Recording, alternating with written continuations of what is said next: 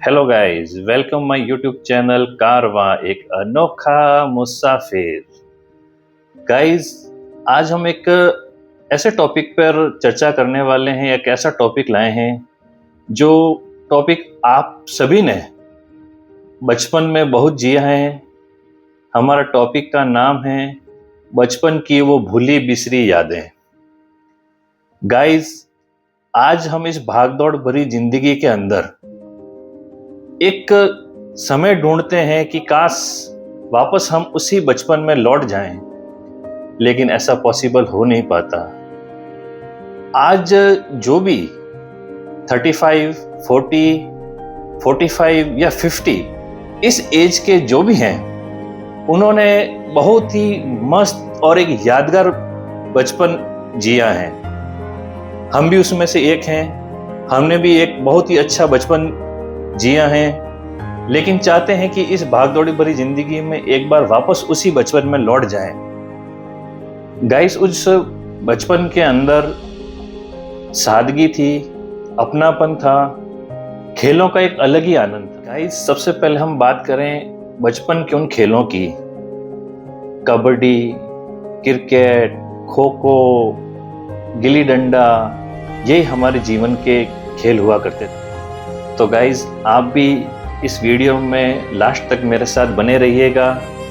मेरे साथ आप भी उस भूली बिसरी बचपन की यादों में आज खो जाते हैं, उन यादों को फिर से ताज़ा करते हैं। गाइज, मुझे मेरे शुरुआत हम यहाँ से करते हैं कि मुझे मेरे बचपन का वो स्कूल का पहला दिन याद आता है। आप लोगों के भी जहन में, आप जब फर्स्ट डे स्कूल गए होंगे, आपके जहन में भी वो होगा। मुझे याद आता है कि गाइज, मेरे पिताजी, मेरे दोनों बड़े भाई मुझे स्कूल लेके गए थे फर्स्ट डे। मैं जाना नहीं चाह रहा था। मेरे जहन में कहीं पर ये बात एक घर कर गई थी बचपन में कि स्कूल में तो गुरुजी डंडे से पिटाई करते हैं। मैं डरा हुआ था। रोते धोते जैसे करते मुझे स्कूल के अंदर लेके गए, क्लासरूम में बैठा करके वो चले गए। मैं क्लास के अंदर रो रो के पूरी क्लास को सर पे उठा रखा था। क्लासरूम के अंदर जो एक गुरुजी थे, जो सर थे, उन्होंने मुझे चुप कराने के लिए एक चौक दी। वो चौक मेरे लिए ऐसा लग रहा था जैसे कोई ओलंपिक के अंदर कोई मेरे को अवार्ड मिल गया हो, कोई ट्रॉफी मिल गई हो। उस चौक को पाकर मैं बहुत खुश हुआ। और जब स्कूल की जब छुट्टी हुई, तब गुरुजी ने कहा कि अगर कल फिर स्कूल आओगे, बिना रोए स्कूल आओगे, तो आपको एक चौक और दी जाएगी। मैं और खुश हुआ। उस चौक को लेकर के मैं ऐसे घर लेके पहुंचा जैसे मैं कोई ट्रॉफी जीत करके आ रहा हूं। दूसरे दिन फिर मैं स्कूल गया। फिर गुरुजी ने जो अपना वादा किया था कि स्कूल आओगे तो चौक मिलेगी, उनके वादे के अनुसार उन्होंने मुझे दूसरे दिन भी एक चौक दी। यह सिलसिला चलता रहा और मेरी स्कूल जाने की हैबिट होती गई।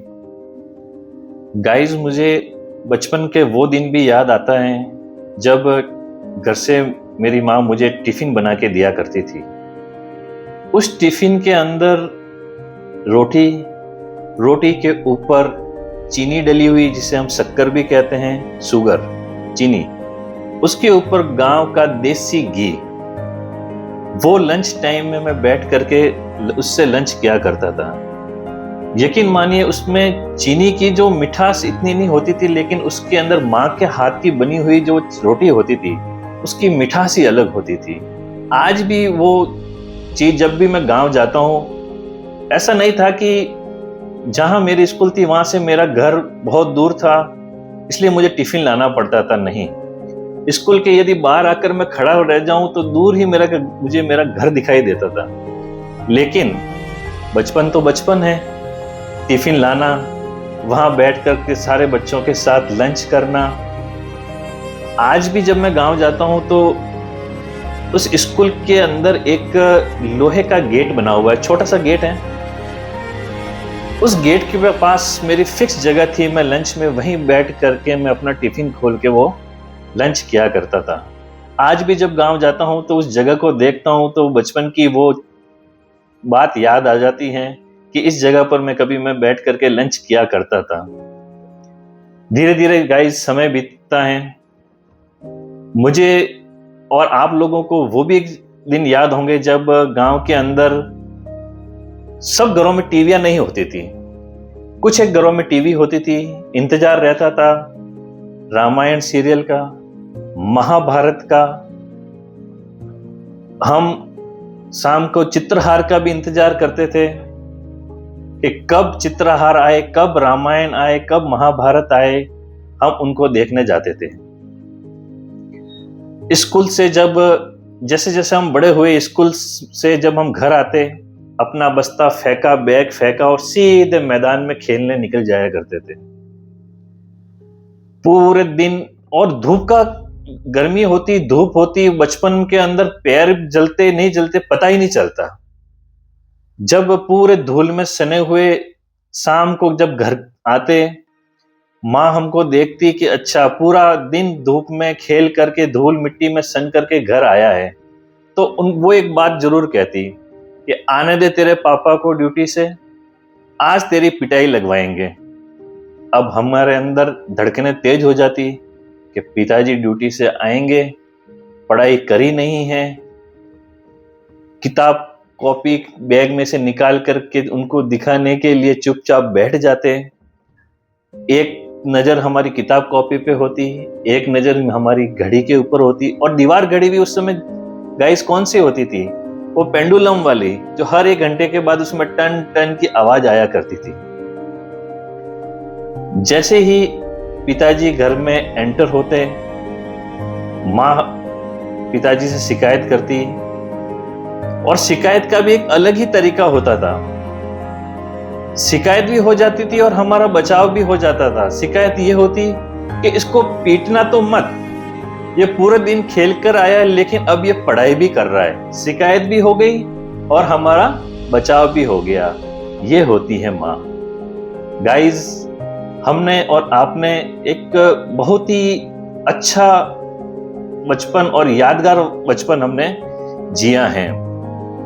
उस समय साधन कम थे लेकिन खुशी थी, एक जिंदगी जीते थे हम लोग। इस बचपन में खाने पीने की भी अपनी एक अलग ही मौज थी। 1 रुपए में बहुत सारी टॉफियां आ जाती थी, यहाँ तक कि उस जमाने में 5 पैसे भी चलते थे। 5 पैसे की 5 टॉफियां भी हमने ला करके खाई। आज का समय ऐसा है, हर बच्चे के हाथ में मोबाइल दिख जाता है, किताबों से दूरी होती जा रही है। हमने जो बचपन जिया है उसमें मोबाइल नहीं होता था, किताबें होती थी।